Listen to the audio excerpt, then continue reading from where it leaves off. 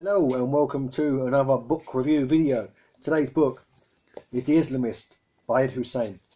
Now I picked this up because I really wanted to hear from a former Islamic extremist, as Ed Husain is, about why the appeal of Islamic extremism appeals to many Muslims, about what actually hooks them in and sinks them in. And he says outright in this book what dragged him into Islamic extremism in the 90s was the racism that he faced at the hands of skinheads and groups such as that were operating, a National Front, that were operating in Britain in the 90s. He says these groups made me feel ostracized, made me feel outcast, made me feel alone.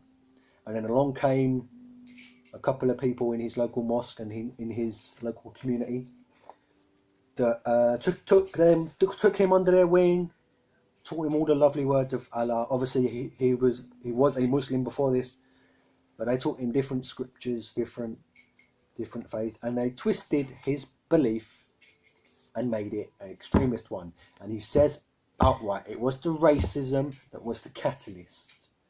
So this is what I'm always saying. This is what your racism, your hatred for Muslims based on what the extremists are doing is exactly what the extremists want. Because then they can cherry pick the disillusioned youth and make them extremists like them. So he confirms it. Same way that Majid Nawaz, who has an LBC program now, he says the same thing. It is racism and extremism begets extremism. That is the catalyst. You ostracize young Muslims, and this is what happened. So he tells the story of when he was just a little boy, just about 6 or 7, sitting on his granddad's lap, or grandpa as he calls him, reading the Quran and reading Islamic works, and going to mosque. And his grandpa, who wasn't his actual grandpa, he was a local Muslim teacher. His grandpa would travel the world and teach in Islamic circles, and he was a very peaceful man. And you see this little boy, this innocent boy, who was just loved his grandpa and loved his stories from Islam and loved the fables of Islam. And then he, over time, when he became more exposed to these skinheads, these Nazis, these racist groups from the far right, would then eventually fall in with the extremist groups in Islam and became a fully fledged extremist. He didn't go as far as to carry out any attacks, thankfully. Otherwise we wouldn't be sitting here reading this, we'd just be hearing of a man called Ed Husain in a prison.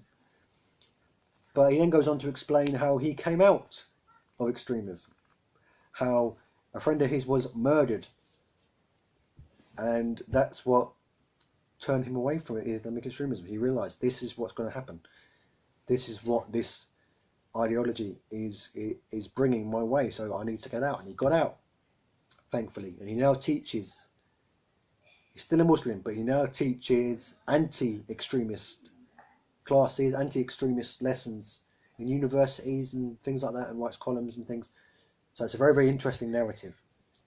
A former Islamic extremist. It is here in black and white. For anybody who follows Tommy Robinson, Britain First, fucking EDL, BNP, UKIP, National Front, any of those groups, get a hold of this book.